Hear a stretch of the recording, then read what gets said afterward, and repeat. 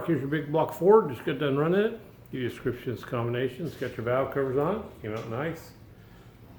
Love the yellow. Got the Edelbrock heads on it. Edelbrock manifold. Quick fuel 850. MSD Pro Billet.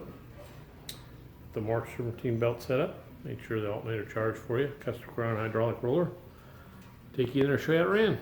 Alrighty, 3,500 is 575 foot-pounds of torque. Peak torque looks like, let's see here, 588. Peak horsepower 531. Rate at 550. This front end's a good 20 horsepower, so everything's good. We'll get her off there, get in the crate, come your way. Have a great day.